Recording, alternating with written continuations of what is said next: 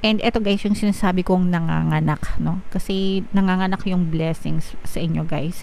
Parang for some of you, pwede kayong, parang ano kayo, kumikita na kayo. Tapos yung kinikita nyo, nire-reinvest nyo pa. So nilalagay nyo pa sila sa other forms of investment na pwede pang tumubo yung pera nyo. So, kaya ko sinabing nanganganak mga kapiksino. Parang nanganganak yung mga blessings sa inyo and overflowing yan. Kapag nag-accumulate yan over time mga kapiksi, magiging overflowing ang blessings.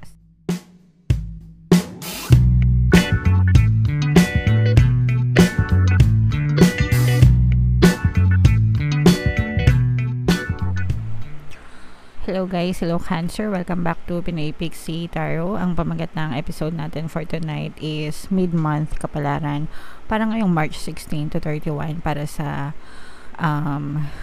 Cancer, Sun, Moon, Rising, Sign, and Venus.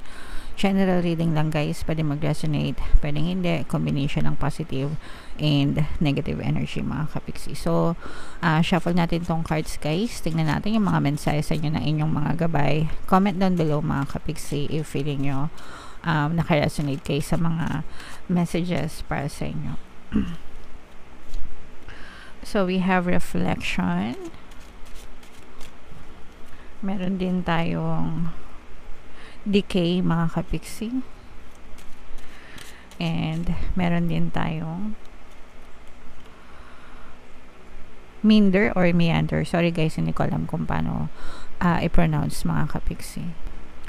Alright, so napakaganda ng mga messages para sa inyo guys, no? Combo natin tong dalawa. We have reflection and we have meander, or hindi ko alam guys, sorry, meander or meander. Pero ito, this is quiet time, guys. Give yourself some quiet time. Ngayong March 16 to 31, especially, no, patapos na yung first quarter, palagi ko naman kayong ina-advise na mas maganda kung mag-set kayo ng mga goals nyo sa buhay. So, since patapos na yung first quarter, this is the best time for you guys to analyze your goals, reflect, diba, on your goals, reflect on your journey, mga kapiksi. Saan ka galing, where you are right now, saan ka papunta, gusto mo pa ba yung direction na tinatahak mo, masaya ka pa ba sa nararating mo sa buhay mo, meron ka pa bang gustong baguhin, okay? And then through that process you can take action, but at the same time enjoyin lang natin mga kapiksi, okay? So, hindi sa lahat ng pagkakataon nagmamadali tayo. Although, naintindihan ko for some na parang palaging nagmamadali. Gusto nila, may pagkaatat, no? Yung iba dyan, may pagkaatat na gusto nila mag-manifest agad yung mga bagay na gusto nila mangyari sa buhay. Pero, if we have faith, meron tayong paniniwala at pagtitiwala sa universe, sa God, kay universe, kay God, sa divine mga kapiksi, everything will work out in your favor and everything will fall into the right places at the right time mga kapiksi. So, imbes na magpa-stress tayo, bakit ang tagal, bakit wala pa, kailan ba dadating, paano dadating, mag-enjoy na lang tayo mga kapiksi, okay? Just do your job, kumilos, magdasal, and magkaroon ng positive mindset, no? And antayin nyo guys, dadating din yung mga bagay na pinagdadasal nyo, alright? And with this decay message guys, no, kumbaga parang lahat ng ma-achieve natin sa buhay, kahit gaano kaenggrande, kahit gaano kabongga mga kapiksi, no, let us learn to be humble at all times, kasi kung saan tayo nanggaling, dun din tayo papunta, no? Diba? I mean, nabuhay tayo sa mundo, pinanganak tayo ng wala tayong kahit ano, and when we pass away, hindi din natin madadala yan mga kapiksi sa hukay. So, let's just enjoy and share the blessings, diba, as much as we could. Share it to your loved ones, share it to other people. Huwag tayong mag-hoard, no? Huwag tayong bakaw, kumbaga. Because again, at the end of the day, hindi natin yan madadala sa hukay natin. Pero at least may maiiwan tayo sa mga mahal natin sa buhay. Okay? Alright, so yeah. Comment down below, Cancer, if feeling nyo nakaresonate kayo dyan sa mga messages na yan. So, tingnan natin yung paparating sa inyo, guys, ngayong March 16 to 31. Shuffle natin to, guys. Habang sinashuffle natin to, panoorin muna natin tong video natin regarding sa ating paano mag-manifest ng abundance video course. Kapiksi, sawa ka na ba sa mga struggles at hirap sa buhay mo? Masipag ka ba at masikap sa buhay ngunit hindi ka pa rin umaasenso? Ilang beses ka na bang nag-attempt magnegosyo at mag-invest pero palagi ka pa rin nalulugi?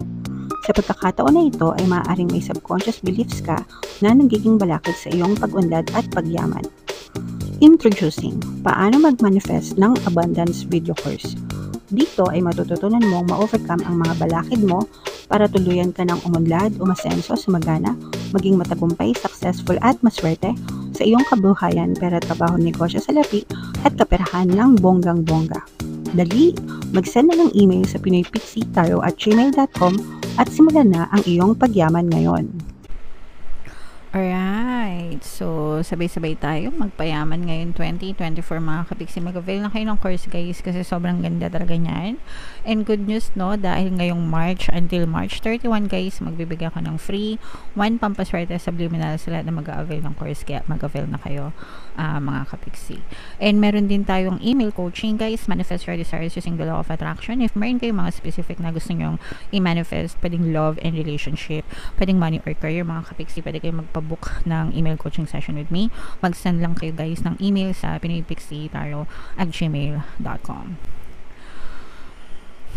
So, ito, guys, Cancer, kayo ay na-represent ng Queen of Cups sa ating spread. Ito yung combination ng positive and negative energy. Unahin natin yung negative energy, mga kapiksi. For some of you, disappointed kayo, no? Medyo nadi-disappoint kayo kasi parang, especially kung, let's say, for example, may karelasyon ka na LDR, parang medyo nadi-disappoint ka kasi parang you're going on in circles with this person, tapos parang in circles, ibig sabihin paulit-ulit, tapos parang nahihirapan ka na makipag-communicate dito sa person na to. Probably kung magkaibang bansa kayo, guys, kasi nga LDR or pwede magkaibang lahi, baka meron kayong difference sa time zone, mga kapiksi, kaya medyo nahihirapan yung inyong communication sa isa't isa. And for some of you, parang meron din kayo inaantay na, I don't know, balita or news, ganyan, or contact. Parang may inaantay kayo na mag-reach out sa inyo, pero hindi sila nag-reach out. So, pwedeng kaibigan, again, pwedeng romantic relationship, ganyan, pero medyo nahihirapan kayo in terms of communication with a specific person. So, meron tayo, guys, pampakontak na subliminal at saka yung pampakontak na Tagalog guided meditation. Yung Tagalog guided meditation, guys, kahit sino pwede. Kahit kamag-anak nyo, pinsan nyo, mga kaibigan nyo, kahit kanino pwede yun, mga kapiksi. So, pwede nyo pakinggan yun if in case na nakaka-resonate kayo dyan. Alright? Sa good side naman, eto, guys, nanganganak yung inyong opportunity, nanganganak yung blessings nyo, no? As in, unang-una, for some of you, these are new opportunities pagdating sa kaperahan, sa mga ideas. Parang meron kayong mga ideas, mga bagong ideas na pwedeng simulan ng mga bagong pagkakakitaan. Okay? So, i-mind nyo na to, guys, dyan sa comment section. Mind new opportunities, mind new ideas, okay?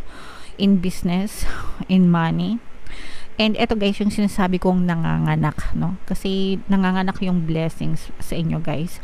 Parang for some of you, pwede kayong, parang kayo, kumikita na kayo. Tapos yung kinikita nyo, nire-reinvest nyo pa. So, nilalagay nyo pa sila sa other forms of investment na pwede pang tumubo yung pera nyo. So, kaya ko sinabing nanganganak, mga kapiksino. Parang nanganganak yung mga blessings sa inyo and overflowing yan. Kapag nag-accumulate yan over time, mga kapiksi, magiging overflowing ang blessings sa buhay nyo sometime soon. Okay, so let's say for example,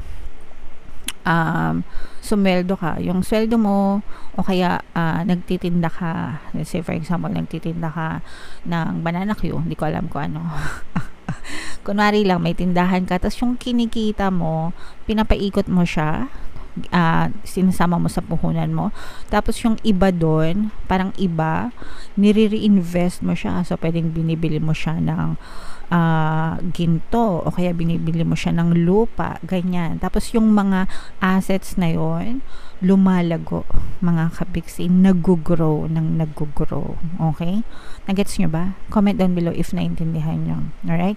So, parang yung iba sa inyo, o kaya naman yung iba sa inyo, may trabaho na, may side hustle pa, tapos yung mga kinikita nyo sa side hustles nyo, nire-reinvest nyo, mga kapiksi, ini-invest nyo sa stock market, tapos nagkakaroon kayo ng mga dividends, ganyan, or kung ano man, whatever, pero ang nararamdaman natin dito is lumalago yung mga blessings sa inyo.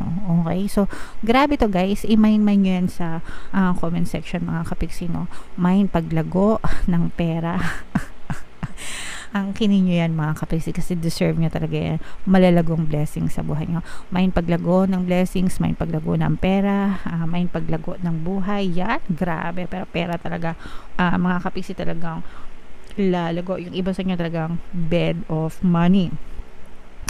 Kung yung iba bed of roses, kayo bed of money, mga kapiksi. Literal, no? Baka mamaya yung mga kama nyo, may mga storage sila, tapos doon nakastore yung pera nyo imbis na sa bangko, mga kapiksi. Alright? And then, so magtutuloy-tuloy itong magandang daloy ng kaperahan sa inyo, guys. Yung iba sa inyo parang tumibay na kayo, no? Parang naging numb, nakakaramdam ako ng numbness dito. Guys, pag sinabing numb, walang pakiramdam, manhid, okay? And this is for the good, no? Kasi parang, especially Cancer, you are an overly emotional sign. Mga sensitive talaga yan. Mga Cancer, emotional, ganyan. Pero kayo, parang naging numb na kayo, naging manhid na kayo, naging strong na kayo dahil dun sa mga pagsubok na dinanas nyo sa buhay. Hindi, in short, guys, hindi na kayo reactive, no? Parang you're just observing, okay, meron palang ganitong problema, pero hindi na kayo nagre-react, no? Hindi na kayo emotional, less yung mga moments na umiiyak kayo, okay? And mas naging strong na kayo, mga kapiksi. Although for some of you, parang meron kayong kailangan pagdesisyonan ngayong March 16 to 31, kung ano man yan pagdidesisyonan nyo, mga kapiksi. Pwede may ganaman sa trabaho, kaperahan, pagkakakitaan, guys. So, ibalanse nyo lang, timbangin nyo yung mga pros and cons. Syempre, may mga advantages and disadvantages naman yan, mga kapiksi. Alright? So, timbangin nyo yung mga pros and cons, and then kung saan kayo magbe-benefit, syempre, yun yung piliin nyo, guys. Alright? So, very, very positive overall. Cancer, very, very positive yung energy ng inyong reading, guys. So, comment down below, mga kapiksi, if feeling nyo naka-resonate kayo, guys, yung sinasabi ko sa inyo na lumalago, no? Lumalagong kabuhayan, lumalagong blessings, lumalagong kaperahan, guys, i-mind nyo na yan sa comment section. Huwag nyo nang pakawalan. Alright? So, ito yung ating mga pampaswerte subliminal. Pakinggan nyo na para talagang maging maswerte kayo ngayon 2024, guys. And ito naman yung ating success stories ng paano mag-manifest ng abundance video course. Click here to subscribe, guys, and click here to join our membership program. Thank you for liking, sharing, and subscribing, and see you again next time. I love you all, guys. Have a nice day. Bye-bye.